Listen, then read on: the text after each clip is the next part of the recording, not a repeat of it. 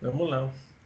Boa noite, então, para todos aí. É mais uma vez com prazer que eu venho aqui trazer algumas reflexões, trazer algumas informações que possam ajudar a vocês a caminhar melhor aí em direção ao Pai.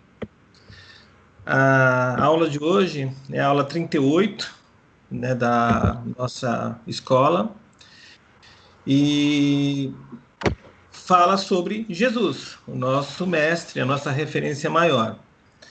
Eu vou compartilhar a tela então, para ficar mais fácil a gente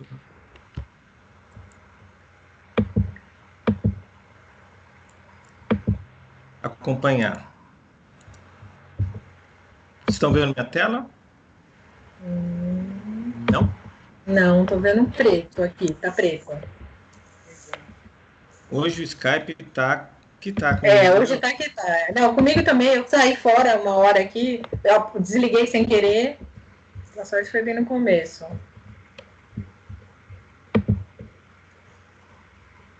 Normalmente não é tão difícil assim.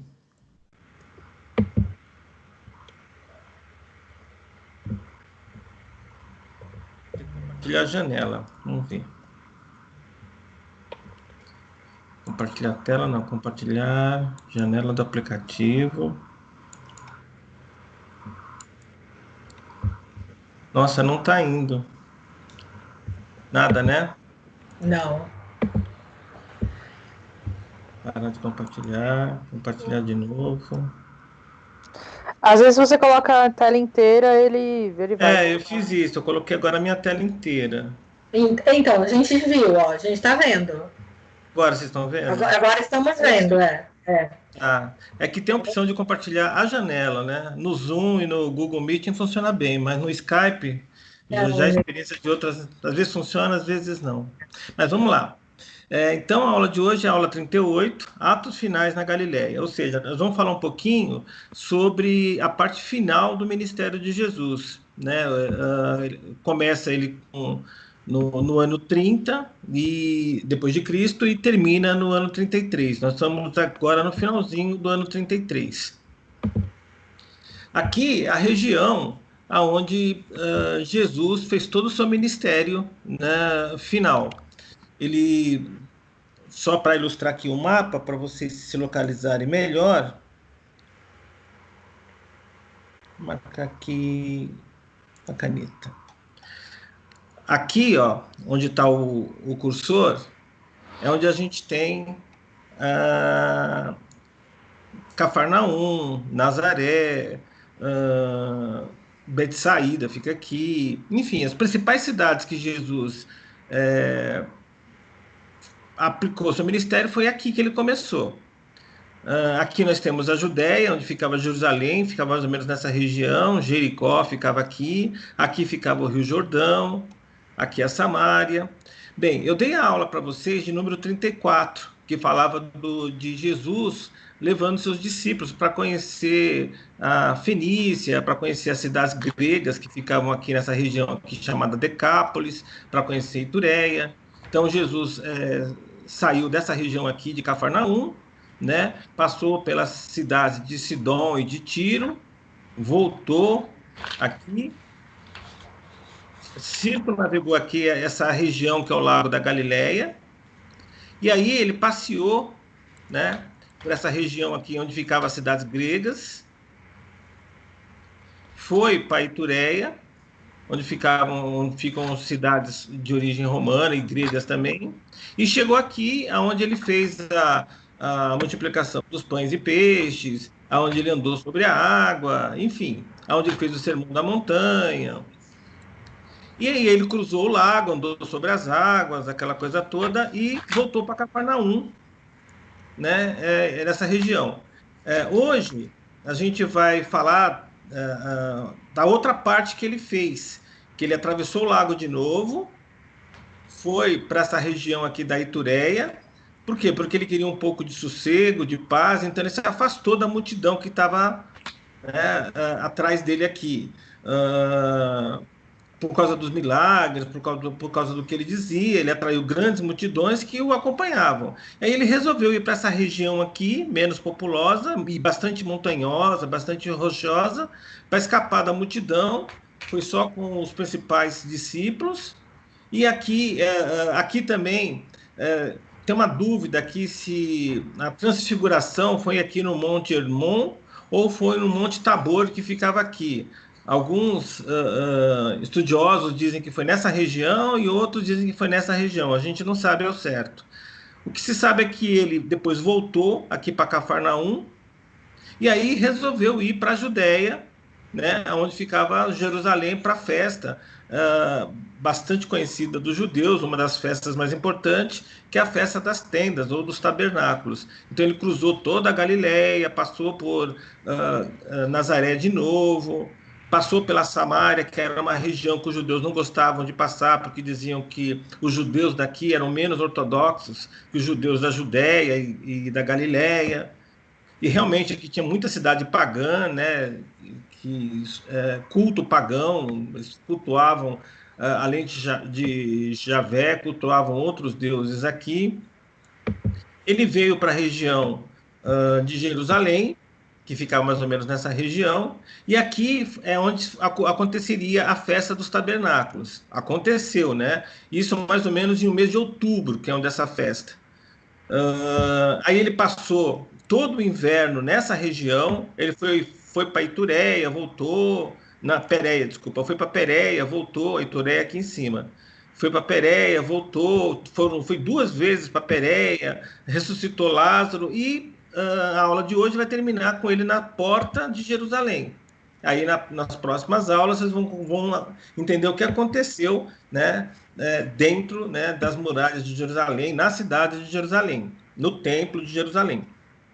Mas hoje é isso, né? Basicamente a gente vai relembrar, né, esse caminhar aqui de Jesus por esses lugares. Deixa eu mudar aqui o cursor.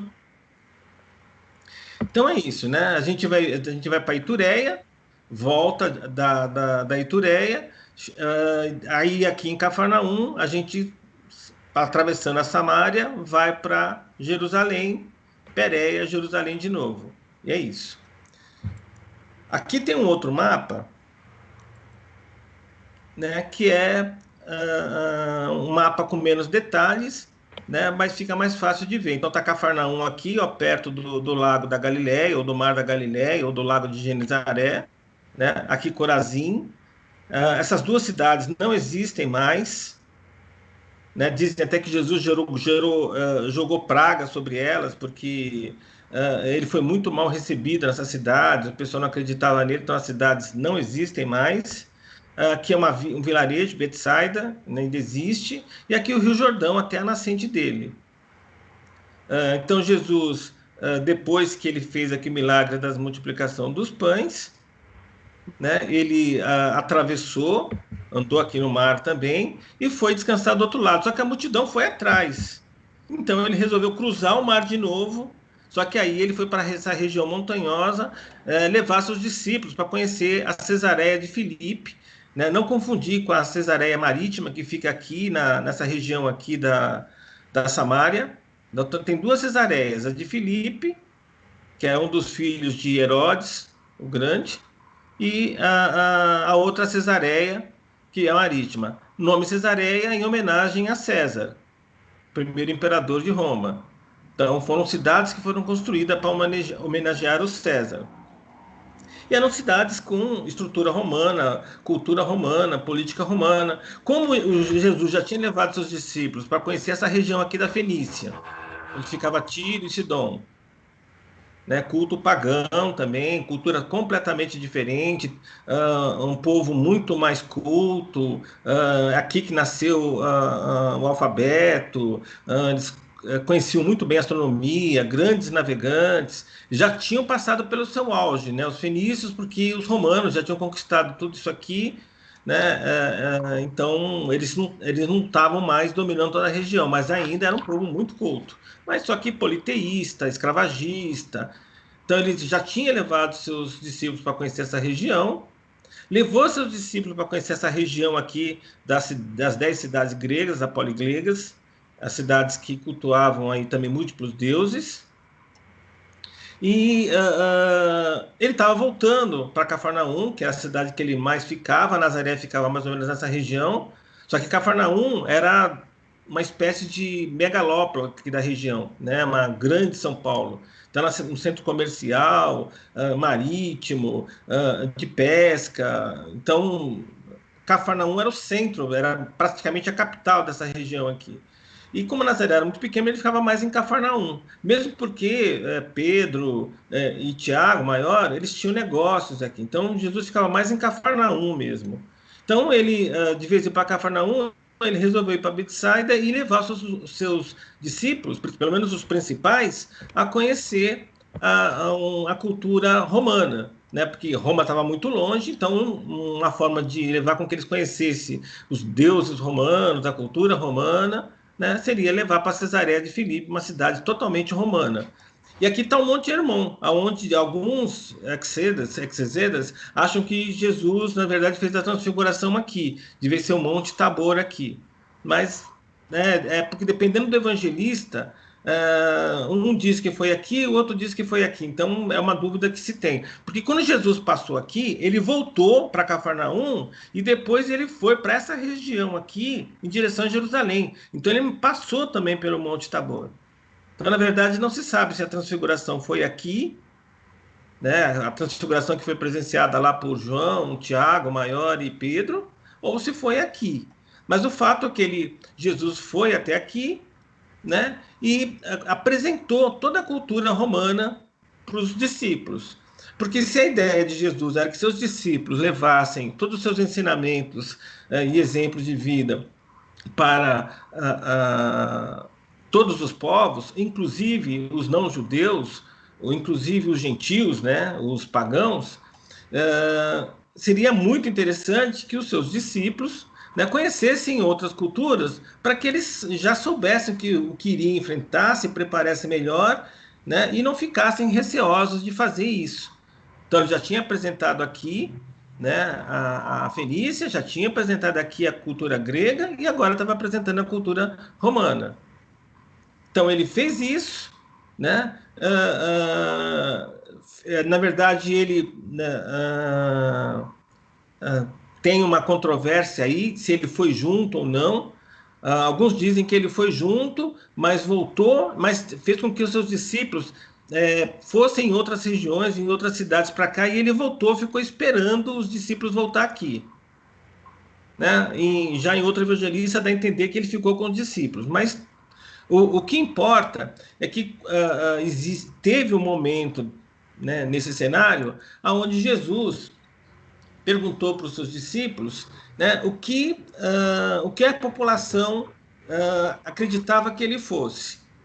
Aqui esse slide está ilustrando os caminhos, né, como era difícil naquela época, como você não tinha estrada asfaltada, não tinha hotéis, então você passava dias viajando em estradas tortuosas como essa, né? Então você passava por regiões montanhosas, regiões de planície, regiões tinha que atravessar rios, tinha desertos também, regiões desérticas para atravessar, animais selvagens, às vezes você dormia em cavernas, às vezes em barracas, comia às vezes o que tinha, que a natureza provia. Na hora ali, se não achasse nada, ficava com fome mesmo. As noites, né, como essa região aí, a diferença de temperatura é muito grande, então durante o dia, às vezes você enfrenta temperatura de 40 graus e à noite temperaturas de menos 5 graus, menos 10 graus. Então, era uma vida muito difícil. E mesmo assim, né, Jesus já andou muito mesmo. Só para vocês terem uma ideia, a viagem daqui de Nazaré, de Cafarnaum, até Jericó, né, eles duravam em média 5 dias para homem, e indo através do Rio Jordão. Eles faziam esse caminho aqui, pelo Rio Jordão, 5 dias, né, não viajavam durante o dia, andava 30, 35 quilômetros durante o dia, e à noite descansava. Então eles vinham por essa região aqui, em vez de cruzar Samaria, que era seria um período um pouco mais fácil, mas teriam que passar por essa região que os judeus ortodoxos evitavam passar. E a região era assim mesmo, muito acidentado, com muito problema.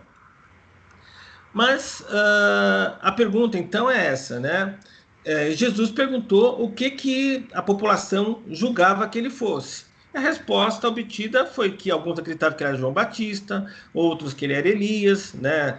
Tanto João Batista como Elias, como Jeremias, foram profetas, né, da religião judaica, do judaísmo, e como também profetas para os cristãos. Existiu então o profeta Jeremias, existiu o profeta Elias, e João Batista foi, na verdade, primo de Jesus.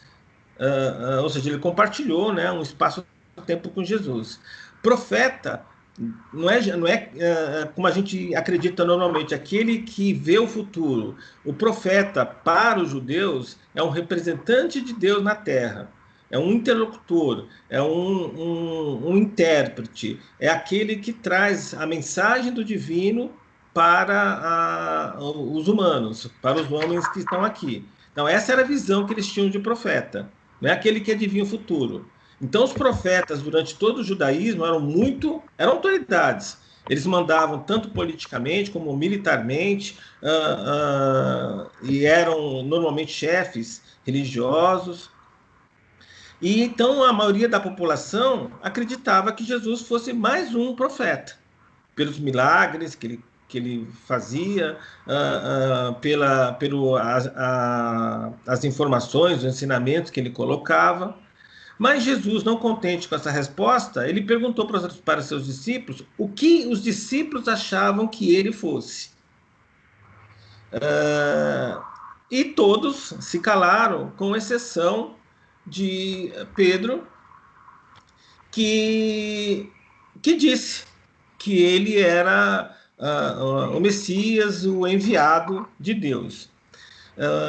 Aqui cabe alguns comentários pelo seguinte: o profeta eu já coloquei o que era. Gente, eu estou falando aqui um monte de coisa. Se alguém quiser perguntar alguma coisa ou comentar alguma coisa, é só abrir o telefone, abrir o microfone e falar, tá? Então, Pedro respondeu para Jesus que, na visão dele, era o Messias.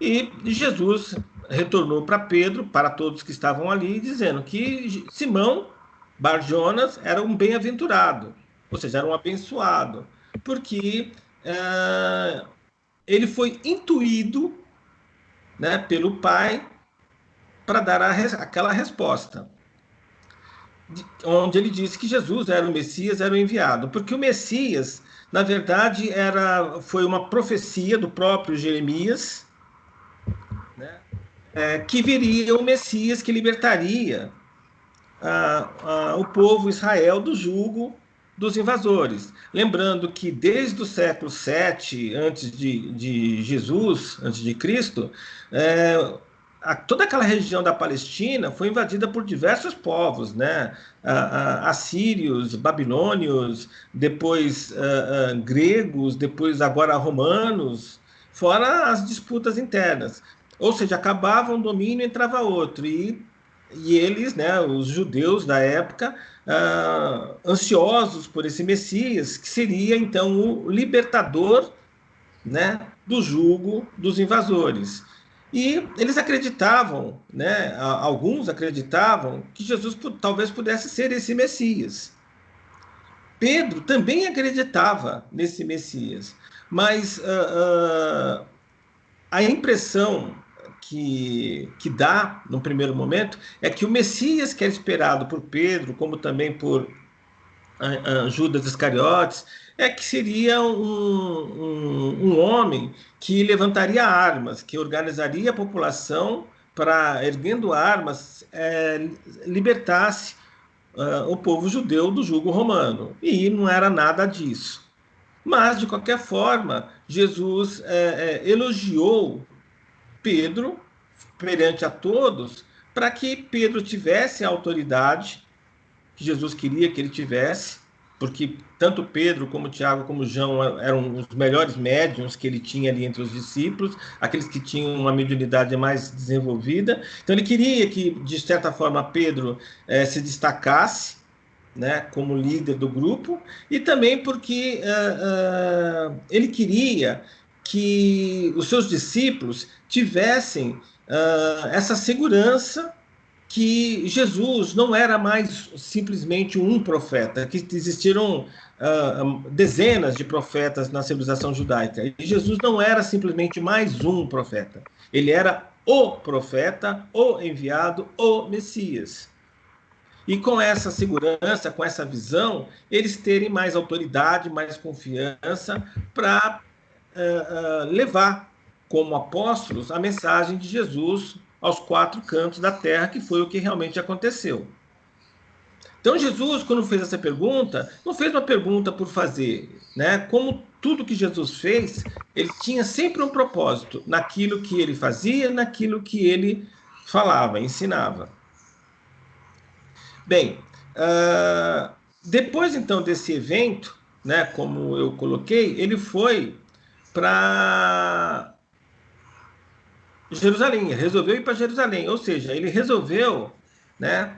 Então foram para Itureia, né, Monte Hermon, teve esse evento aí que Jesus perguntou quando eles voltaram para Cafarnaum, para que eles tivessem a consciência que Jesus era o Messias esperado, não era simplesmente um simples profeta. Ele resolveu ir para a festa dos tabernáculos, que era no mês de outubro, em Jerusalém, nessa região aqui da Judéia. Lembrando que na época os romanos tinham dividido essa região em Judéia, Samaria, Galileia e Pérea. Isso aqui eram divisões dos romanos. E Tureia também. Aqui já era, não era povo judeu, aqui também não era povo judeu, era povo, os idumeus também não eram, eram povos pagãos, povos de outra crença, politeísta, adoravam Baal, Astarô, outros deuses, né, El, nada a ver com Yahvé, que era o deus dessa região aqui que está achurada. Com exceção da Samária, que tinha muitas cidades aqui ainda de cultura cananeia, que cultuavam também Baal, né, como o deus principal, e não Yahvé. Então, por isso que os judeus não gostavam de passar nessa região, que mesmo as cidades, sendo uma região inserida no judaísmo, né, que fez parte das tribos israelitas, eles tinham muita culto ao paganismo aqui. Inclusive, eles criaram um templo aqui para rivalizar com Jerusalém. Então, os judeus da Judéia e da Galiléia não gostavam de passar por essa região, por isso que eles faziam um caminho mais longo, que era através do Rio Jordão, para depois subir aqui, né, da planície para uma colina, uma subida muito alta de 2 quilômetros até chegar em Jerusalém. Jerusalém ficava no alto aqui, num planalto. Mas enfim, então depois que Jesus passou para os seus discípulos essa consciência que ele não era um simples profeta, ele resolveu ir então para a festa dos tabernáculos. Então ele teve que passar por essa região. Ele quis passar pela segunda vez. Ele já tinha passado uma vez, no início, no primeiro ano da sua missão, né, mas foi nesse sentido, de Jerusalém em direção à Galiléia. Agora, no terceiro ano, né, ele fez o contrário. Da Galiléia, ele ia para Jerusalém, também passando pela Samaria, porque ele queria forçar os seus discípulos a conhecer outras culturas. Então, ele quis forçar que os seus discípulos tivessem uma visão mais ampla possível dos diversos povos e culturas aonde os seus ensinamentos teriam que ser passados. Então, Jesus fez questão de passar pela Samaria, sabendo que ele ia ser mal recebido nas cidades, nos povoados, porque ele era um judeu da Galiléia. Era um peregrino, né, sem eira nem beira, né, nada conhecido, com um monte de gente atrás, indo em direção à Judéia. Então, ele não seria bem recebido, mesmo assim ele fez questão de passar por aqui.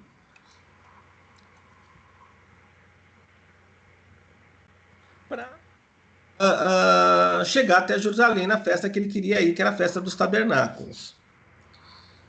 Bem, no meio do caminho ele encontrou, né, tem a passagem lá da Samaritana, onde ele coloca, né, ele já tinha falado sobre o pão da vida, e agora ele falou sobre a água da vida. O pão da vida ele falou na multiplicação dos pães. E a água da vida, ele colocou esse conhecimento metafórico quando ele conversava com essa samaritana. Tanto o pão da vida como a água da vida são metáforas para dizer que não só de pão e água vive o homem, né? Que o homem deve procurar o seu fortalecimento, o seu crescimento espiritual além da matéria. Ou seja, não é só de pão e água que vive o homem. Na verdade, em síntese, o conhecimento que ele queria colocar era esse. Tanto é assim que o milagre da multiplicação dos pães, muitos estudiosos, exegetas, teólogos, dizem que a multiplicação dos pães não ocorreu. Na verdade, eles repartiram, né, compartilharam o que tinham, e o pão da vida, na verdade, foi a retórica de Jesus tão poderosa, tão motivadora, que o pouco que eles tinham foi suficiente para saciar a fome e a sede de todos que estavam presentes ali. Porque, na verdade, como eles estavam acompanhando Jesus, e o que se entende hoje é que todos esses acompanhantes, a maioria deles, estavam levando alimentos. Era comum a população, quando seguia um líder, ou quando ia para determinado local, levar uma bolsa tiracolo com pão, com mel, com coisas que pudessem comer, vinho até, água. Então, isso existia. Talvez não existisse em quantidade suficiente para todo mundo. E por isso Jesus, com a sua retórica, fez com que eles compartilhassem o pão, o peixe, mel que tinham lá, de tal forma que todos comeram e de tal forma que se saciaram pelas palavras de motivação, de incentivo, de verdade, de saber, de poder que Jesus emitiu. No caso da água da vida, a mesma coisa, né? Ele colocou para a samaritana, né, que a água era um alimento que ela precisava, que era só esse alimento que ela precisava, a água da vida, para ela ter o conhecimento, a evolução espiritual que ela precisava. Só que isso, né, para os discípulos, para aqueles que o acompanhavam, era uma coisa bastante complicada, porque, primeiro, as mulheres, pela tradição judaica, não,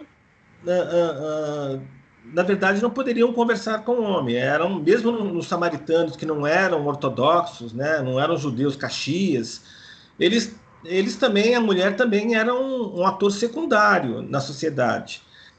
Jesus, além de dar atenção para a mulher, ainda conversou com a mulher de maneira com bastante folga e bebeu, né, da água que a mulher ofereceu. Ou seja, para um judeu ortodoxo, né, ele ficou impuro, ele cometeu pecado, uma série de coisas. E o que Jesus colocou, né, quis deixar claro para os seus discípulos que vislumbraram tudo isso, né, é que todos são iguais, não tem diferença. Porque os samaritanos, por todo o contexto religioso, histórico, eles eram, como eu já coloquei, muito mal vistos. Porque nas mesmas cidades você encontrava sinagogas, onde era ensinado os preceitos judaicos, como eram também encontrados templos, né, para Baal. E, inclusive, nas casas, era comum você encontrar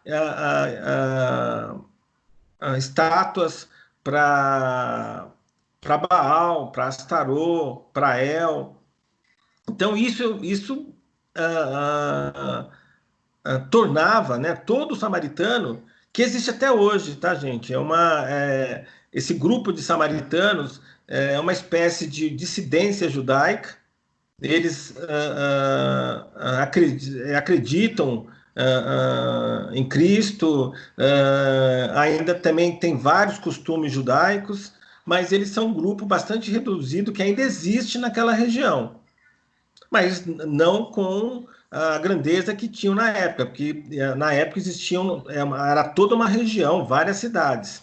Com o tempo, né, eles foram perdendo esse status e acabou sendo um grupo reduzido hoje, que tem lá a sua própria forma de cultuar o divino.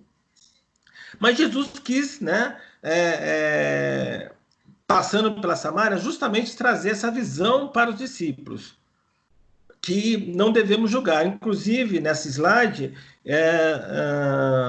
eu quis, né, fazer referência àquela parábola do samaritano, que diz que tanto que um samaritano que passou, socorreu um pedinte, um homem que tinha sido roubado, que estava todo esfolado, ferido, porque foi roubado, e era comum isso no tempo. Existiam, nessas viagens, além dos animais selvagens, além das dificuldades da própria viagem, você corria o risco de ser assaltado e até ser morto, que existiam vários bandos, né, de piratas que atacavam o pessoal que estava na estrada. Então era bem comum, inclusive os mais poderosos, de se deslocarem com segurança, com soldados. E Jesus, nessa parábola, ele fala justamente de um homem que sofreu um desses ataques, estava na estrada, todo machucado, e que por ele passou um fariseu, passou um saduceu, que não deram atenção para ele. Justamente Jesus falou isso para chocar, porque tanto o fariseu como o saduceu, como os sacerdotes, são autoridades judaicas, né? São judeus ortodoxos. E Jesus quis dizer que eles passaram a não ajudar. O samaritano, que a princípio é um judeu impuro, que não leva a risco os ensinamentos judaicos, atendeu o homem que estava ferido. E Jesus fez tudo isso, né? Falou com a mulher no poço, e bebeu água, conversou com ela, falou dessa parábola justamente para dar essa consciência para seus discípulos.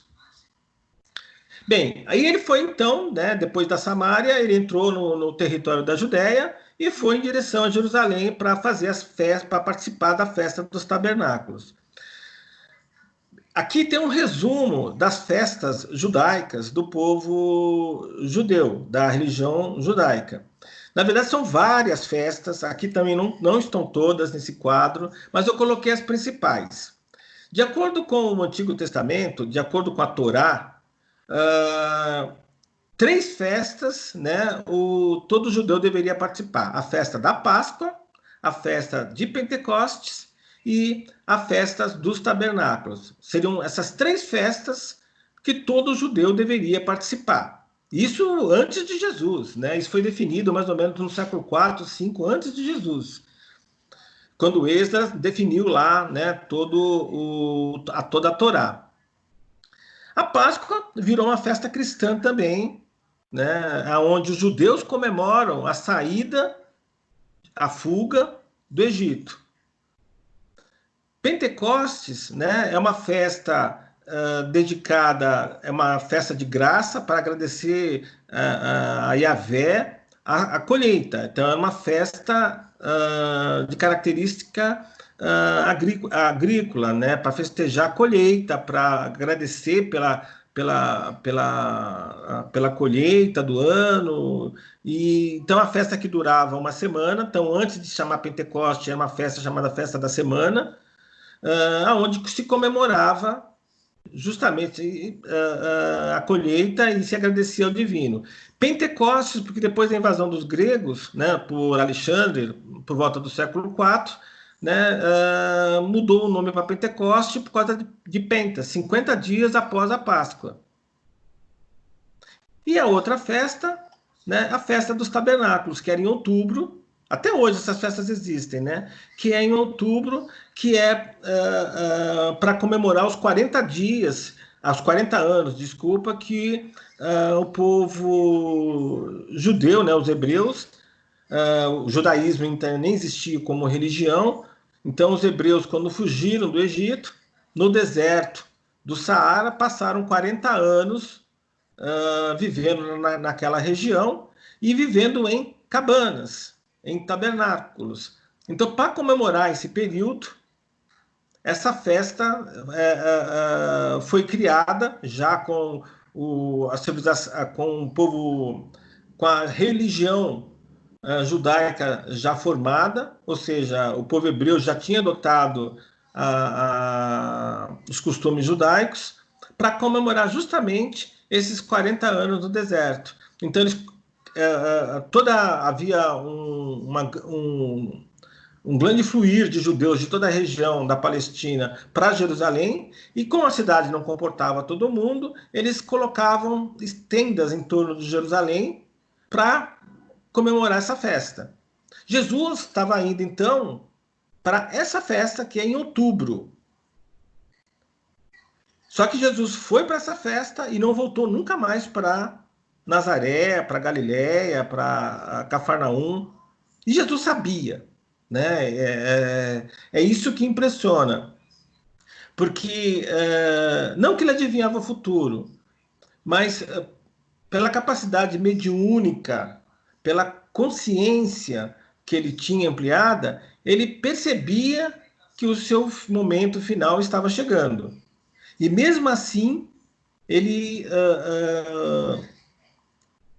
não desistiu, não demonstrou, né, nenhuma dúvida do que tinha que fazer e seguiu o seu papel. Né? Ele só cuidou para que a coisa não acontecesse antes do tempo. Então, ele foi para a festa dos tabernáculos, como bom judeu, para participar dessa festa. Porque Jesus, né, algumas pessoas esquecem isso, ele era um ser humano como nós. E isso não é um demérito, na verdade é um mérito para ele, porque ser humano como nós, que tinha fome, tinha sono, tinha desejos, ele fez o que fez. Então, Jesus, sim, participava de... Luiz, Oi. O Ronald perguntou se hoje o Tabernáculos tem outro nome, existe uma festa nessa época também? Ou continua com esse nome, né? Porque está aqui na tabela. Não, tem eles chamam de Festa das Semanas. Festa da Semana é conhecida como... Antes era Pentecoste, que era a Festa da Semana. Não, agora... o Tabernáculos, ele perguntou do Tabernáculos. Em outubro então, é o mesmo nome. E é o mesmo nome da Festa da Semana. É que a Festa da Semana original era em Pentecostes. Só que com a invasão dos gregos, ela deixou de ser Festa da Semana e passou a ser Festa da Pentecostes, que também é uma festa cristã. Já a Festa do Tabernáculo não é festa cristã, é só festa judaica. Então, Páscoa e Pentecostes é festa judaica e cristã. Já a Festa dos Tabernáculos é só judaica. E, com o passar do tempo, ela passou a se chamar também Festa da Semana. Que é uma semana também de festa. É lógico que não tem mais tenda, não tem mais nada disso, mas ela existe ainda hoje. Então, aqui tem um slide que dá uma ideia, né, de como seria essa festa. Então, eles criavam tendas, né, e aí... Imagina o Covid aqui. Bem isso. Né, para cultuar Yahvé, o Javé, por tudo que eles tinham. Então, na época, a Arca da Aliança já tinha se perdido, né? A Arca da Aliança se perdeu na invasão dos assírios. Não se sabe se foi queimada, se foi roubada, mas ela, até essa época, ela ficava no centro, né, da festa, e os sacerdotes principais que levavam a cerimônia. Na época de Jesus, já existia o Templo de Jerusalém. Né? Então, aonde aqui está esse tabernáculo, essa tenda maior, no tempo de Jesus era o próprio Templo de Jerusalém que servia como palco das festividades principais, e as barracas todas em volta da cidade de Jerusalém. Então, essa festa durava 7 dias, e com várias cerimônias, enfim. E Jesus foi né, como bom judeu, ele nunca negou que era um judeu também, para justamente participar dessa festa. Uma festa com muita música, com muita dança, também muita comida, muita bebida, porque era uma festa também de agradecimento por todo o apoio, né, que Javé deu para eles no deserto, e também uma festa de pedido para que a próxima colheita fosse boa. Então, eles tinham duas festas para agrícolas na época, né? E hoje não tem mais essa característica, mas na época tinham. Uma de graças, que era mais ou menos no mês de final de março, abril, pela colheita tida, e a outra, né, no mês de outubro, ia começar o inverno para eles, já pedindo uma colheita boa. Aqui o Templo de Jerusalém, né, o Pátio dos Gentios, onde Jesus fez alguns discursos. Aqui embaixo, onde ficava o mercado, onde que Jesus expulsou lá as bancas, quebrou bancas, onde se trocavam moedas, onde... Porque Jerusalém era uma cidade visitada por diferentes povos, com diferentes moedas. Não tinha casa de câmbio na época. A casa de câmbio era feita aqui, né? Então, aqui que eram trocadas as moedas gregas, romanas, judaicas e de outros povos aqui. Como aqui também era utilizada para venda de produtos, né, de animais para sacrifícios, de plantas para uso nas oferendas, e outros, né, artigos de artefatos, artigos de enfeite, tanto para mulher como para casa, enfim, era um mercado. E tudo isso aqui, né, conta-se que eram dos fariseus. Os fariseus que eram donos dessas bancas. É lógico que não era eles que trabalhavam aqui, eles tinham funcionários para fazer isso. E Jesus, né, quando entrou aqui, ficou meio chateado com isso e fez o que fez.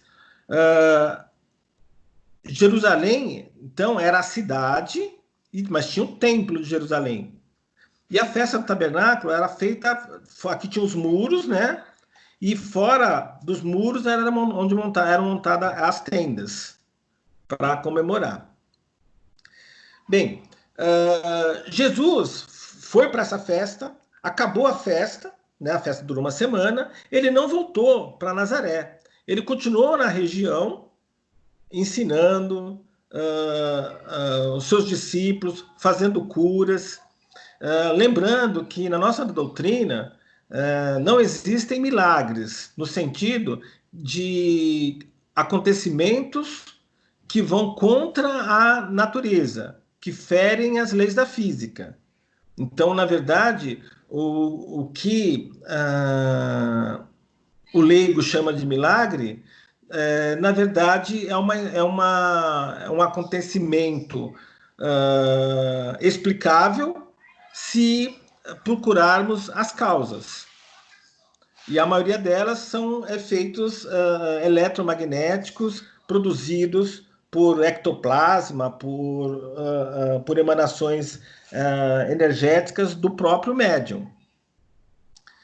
Mas, enfim, Jesus, então, terminado a festa, já no meados de outubro, já para novembro, ele não voltou. Ele ficou por quê? Porque tinha Páscoa, normalmente no mês de fevereiro, início de março, é igual nós, né? Então ele ficou para Páscoa, para comemorar a Páscoa, que era uma outra festa. Ele já ficou por ali. Só que nesse tempo todo que ele ficou pelas cidades que ficavam ali ao redor. Então ele tinha alguns amigos, então ele tinha lá o Nicodemos, que era um fariseu conhecido e de bastante influência no Sinédrio. Ele tinha lá o José de Arimateia, que era um rico comerciante com os romanos, que era amigo de Jesus. Ele tinha Lázaro, que era um rico fazendeiro, também amigo de Jesus. E ele tinha outros conhecidos, tudo daquela região. Então, Jesus ficou ali indo para Jerusalém, voltando, ficava em Betânia, que é um vilarejo próximo a Jerusalém, ou ele ia então para o Monte da Oliveira fazer ensinamentos. Então ele sempre ficava nessa região. Mas nesse período, ele não ficava em local fixo. Por quê? Porque já tinha, né, movimentos, tanto dos fariseus como dos saduceus, querendo prender Jesus. E como ele sabia, entendia que não estava chegado ao momento, ele evitava ficar no mesmo local. E quando ele entrava em Jerusalém, ele sempre estava envolto de grande quantidade de pessoas que, de certa forma, que se quisessem prendê-lo, ia ter problemas violentos, né, de resistência da população, dos discípulos que estavam à sua volta. E então toleravam a entrada dele em Jerusalém, mas ele não ficava muito tempo, ele sempre voltava. E ficava no Monte das Oliveiras, ficava em Betânia. Tem que tomar cuidado aí que tem duas Betânia, né? Não sei se eu coloquei um outro mapa aqui. Tem duas Betânia. Tem uma Betânia que fica próxima à cidade de Jerusalém, então a Betânia que fica além do Rio Jordão, e já fica na Pérea. Jesus foi também nessa daí. Porque depois Jesus ficou mais ou menos um mês, né, nessa região aí, ele resolveu ir para Pérea. Eu não tenho outro mapa, tem sim, eu coloquei. Então, ó, Jesus ficava aqui, né? Então ele veio aqui ele veio lá de Cafarnaum, Nazaré, passou por toda essa região aqui, que é a região da Samária, né? Passou por Gerizim, que é o templo principal lá da Samária, que rivalizava com o templo de Jerusalém, né? Jerusalém está aqui. E aqui ficava Jericó. Só que Jericó ficava, na verdade, é um pouco mais próximo. Esse mapa não está muito certo, não, mas ele ficava aqui, era uma subida. E Jesus, depois da festa dos tabernáculos, ele ficou nessa região aqui, né? Tá vendo Betânia? Tem uma Betânia aqui, tem outra Betânia aqui. Jesus ficou nessa região, Jerusalém, Betânia, Belém também era outro vilarejo próximo a Jerusalém. Jesus ficou nessa região aqui, depois das festas, por um mês, dando ensinamento, fazendo curas. E aí ele resolveu ir para Pérea. Pérea já é depois do Rio Jordão, né? E nessa região aqui, ele dividiu, ele escolheu 70 discípulos, ou seja, Jesus, na verdade, isso está colocado nos evangelhos, não teve só os 12 discípulos, né? Ele chegou a ter, em determinada época da sua missão, mais de 500 seguidores, mais de 500 discípulos. Aqui, né, conta-se no Evangelho que ele escolheu 70 discípulos, e desses 70 ele dividiu em 3 grupos. Um grupo ele mandou para a região da Idumeia, que é onde nasceu Herodes, o pai, depois os filhos, essa região aqui, que já é um povo também parecido com que os samaritanos, não é um povo judeu de praticante, ortodoxo, Caxias. Então ele mandou parte, né, 1/3 dos 70 para cá, mandou 1/3 para essa região aqui de Jope, que é um lago, um porto marítimo famoso, existe até hoje essa cidade, essa região aqui, e o outro terço ficou com ele aqui. Ele só saiu daqui quando ele soube que o seu amigo Lázaro tinha falecido, aí ele voltou. Só que aí quando ele ressuscitou Lázaro, também uma passagem bem conhecida do Evangelho, ou seja, ele voltou, ressuscitou, ele criou grande agitação nessa região, porque o Lázaro era um comerciante muito conhecido, e aí a ira, né, dos sacerdotes, do sinédrio, dos fariseus e saduceus cresceu muito, e queriam prender ele. Só que aí ele voltou, então, na verdade, ele voltou, fugiu para Pérea de novo, só que ele foi por outro caminho. Ele não foi pelo mesmo, não foi pela estrada principal. Ele fez um outro caminho e ficou mais um mês, ficou até a época da Páscoa aqui, que já não é uma região. A Pérea não é região judaica. Aqui só tem cidades gentias, cidades que não cultuam a Torá. Então, também era um território proibido para judeus. Jesus foi para cá.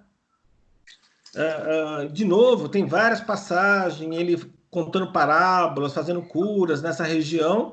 E aí, na época da Páscoa, ele retornou por esse caminho diferente, porque se ele fizesse o caminho principal, que é através de Jericó, ele ia ser preso. E aí ele entrou na cidade, né? Ele entrou na cidade de Jerusalém, né, montado no burro, com centenas, talvez milhares de pessoas em volta, sem chance de ser preso na região. Ou seja, Jesus fez tudo de caso pensado. Ele só se deixou ser preso quando ele realmente queria. Ou seja, ele sabia, intuía, né, tinha consciência do que lhe esperava. Mesmo assim, né, ele fez tudo o que fez, né, porque ele podia muito bem, depois que ele ressuscitou Lázaro, ter voltado lá para a região da Samária, da região da Galileia, mas não, ele mudou o caminho, tudo bem, mas ele foi para Pérea, porque ele queria participar da Páscoa. Então, só lembrando, acabou aqui as festas dos tabernáculos, ele ficou mais um mês nessa região aqui, porque tinha os amigos dele, né? José de Arimateia, Lázaro e o fariseu lá, Nicodemos. Ficou um mês aqui. Depois ele foi para cá, para Pérea, pela estrada principal, a estrada que passa por Jericó, e dividiu os discípulos em 3 partes. Uma foi para Idumeia, a outra foi para Jope e a outra ficou com ele aqui. Soube da morte de Lázaro, ele voltou pelo caminho principal, usando a estrada principal de Jericó, ressuscitou, mas não ficou aqui, né? Porque como cresceu aqui os boatos que queriam prendê-lo, ele voltou para Pérea, não foi, né, como ele podia ter ido para Samaria, Galiléia, ele foi para Pérea por um outro caminho, sem passar por Jericó, ficou lá mais um tempo e só voltou para essa região de Jerusalém na época da Páscoa, entrando direto, né, em Jerusalém com o povo. E aí, né, vamos ser as próximas aulas, ele ficou. Bem, o que eu queria colocar agora é destacar, agora na parte final aqui da aula, é destacar alguns conceitos que saltam, né, aos olhos e que nós, como discípulos, precisamos cultuar. Intuição. Intuição foi o que Jesus quis que os seus discípulos treinassem e praticassem. E por isso, ele, em diversos momentos do Evangelho, e principalmente no início da aula de hoje, quando eu comentei que ele fez a pergunta para seus discípulos, quando eles voltaram lá da Itureia, né, o que o povo pensava dele, e depois da resposta dos discípulos, o que os discípulos pensavam dele. E depois ele parabenizou o Pedro, que foi o único que deu a resposta que ele queria que fosse dada. Intuição. A intuição é uma conexão que nós criamos com a espiritualidade amiga, com o divino. E quanto mais antenados, mais em sintonia estivermos, mais forte é essa intuição. É uma clarividência? É uma visão do futuro? Sim, não deixa de ser. Mas existe destino? Não, não existe destino. Mas existe a consciência. Então, pelo andar da carruagem, é possível você adivinhar o que vai acontecer, de certa forma, entre aspas. É aquela ideia que a mãe diz, filho, não faz isso que você pode acontecer isso com você lá na frente. É um consultor quando fala para o empresário, ó, faça isso, né, que vai acontecer isso, se você continuar agindo assim, vai acontecer aquilo. Então, quanto mais consciência do universo que nos cerca, mais antenados estamos com a boa espiritualidade, com o divino, mais fácil flui esse conhecimento, essa intuição, essa percepção do que vai acontecer. E isso que Jesus queria que os seus... Era uma das coisas, né? Que Jesus queria que os seus discípulos cultuassem. A outra, a resiliência, que é a capacidade que todos nós temos e que devemos cultivar de uma forma bastante extremada, de não se abater com as dificuldades normais que é o ato de viver. Eu costumo dizer que viver dói, ficar em pé dói, dormir demais dói, ficar parado sem fazer nada, vendo TV dói, trabalhar dói, viver dói. Faz parte da vida. O que a gente não pode é prolongar uma determinada dor, que aí vira sofrimento.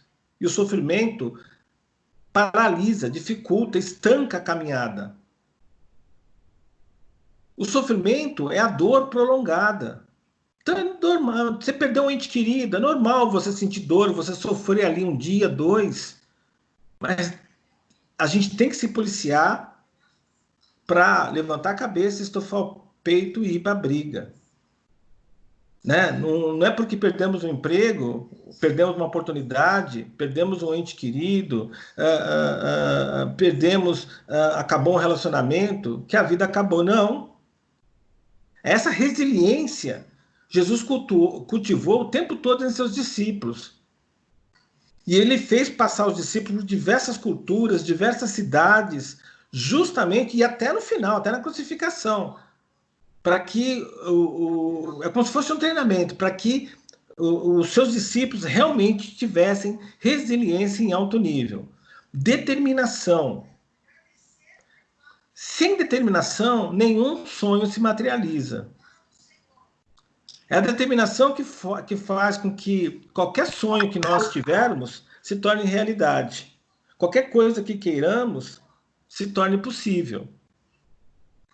E a determinação é uma coisa aqui que se cultiva com o uso da vontade. Né? A determinação é o que nos faz acordar cedo, que nos faz fazer coisas que para outras pessoas seriam extremamente difíceis. É a vontade, o desejo de conquistar, que junto com resiliência nos tornam quase que imbatíveis. A fé é outra coisa que devemos cultivar, junto com a humildade. A fé é uma coisa que se constrói, a gente não conquista de um dia para outro. A fé é uma coisa que nós construímos. Primeiro, a gente precisa construir 4 colunas básicas para que a nossa fé seja construída de uma forma forte. Primeiro, acreditar, crer na divina providência, na justiça divina. Depois, acreditar na ciência, na filosofia, no terceiro momento, e a última coluna, na religião, no valor que temos de nos religarmos com o divino, com a boa espiritualidade. Com essas 4 colunas, e nós trabalhando para crescer essas colunas, aí a nossa fé cresce junta. Ou seja, não dá para ver para depois ter fé. Nós temos que, primeiro, crer, que aí nós vamos ver. Se nós quisermos ver para crer, não vai rolar. Humildade é a dica, o macete, para nós controlarmos o nosso orgulho e nossa vaidade. Orgulho e vaidade, nós costumamos dizer, né, nós espíritas, como defeitos. Sim, são defeitos, mas quando descontrolados, desequilibrados, orgulho e vaidade em equilíbrio é amor próprio. E amor próprio nós temos que cultivar. Se nós não nos amarmos, como vamos conseguir amar alguém? Nós só damos o que temos. Se nós não nos amamos, não temos amor nem por nós, vamos amar quem? Então, você ter orgulho, né, das suas conquistas, das suas vitórias, de um filho, isso é bom. Você ter vaidade, né, e por isso você procura manter seu corpo higienizado, usar roupas limpas, praticar um esporte para manter o seu templo, né, a sua máquina biológica de manifestação em bom estado, isso é amor próprio, isso é legal. O ruim é quando a vaidade faz com que você faça alguma coisa para os outros e não para você. Eu vou fazer academia para ficar com um corpo bonito para os outros. Estou terminando já. Eu vou fazer uma cirurgia para ficar mais bonito para os outros e não porque eu preciso. Eu sou tão orgulhoso que eu não preciso de ninguém. Eu me basto. Eu sou melhor. Eu sou a última bolacha do pacote. Então, nesses casos, quando eu tenho orgulho demais, eu me amo demais, é ruim. Ou quando eu tenho vaidade demais, eu me amo de menos, é ruim. Quando a orgulho e a vaidade estão em equilíbrio, é o ideal. E para você conseguir esse equilíbrio, a humildade é fundamental. Então, de vez a gente querer se preocupar em controlar o orgulho ou a vaidade, é mais fácil a gente cultivar a humildade, porque automaticamente a vaidade e o orgulho vão junto, ficar em equilíbrio. Então, de novo, a resiliência é o segredo, né, de sermos felizes, mantermos foco, trabalhar duro, ser grato, enfim. Então, resiliência. E, por último aqui, né, uma outra dica é que, para seguir Jesus, os seus ensinamentos, viver verdadeiramente como cristãos, ou seja, honrar o título de cristão, ser realmente um discípulo de Jesus, ou seja, viver os ensinamentos, os exemplos do nosso mestre maior, isso exige renúncia. Não tem outro jeito, renúncia. E a renúncia é o quê? Renúncia ao homem velho, ao homem que éramos, à pessoa que éramos, em prol do homem, né, do espírito que podemos ser. E isso é uma batalha diária que temos que fazer conosco mesmo. Bem, gente, eu vou terminar por aqui, né, porque já está na hora. Depois eu vou mandar esse PowerPoint por WhatsApp e o pessoal distribui para vocês, tá bom? Era isso. Ah, ótimo, obrigada. Obrigadão. Boa semana para todos.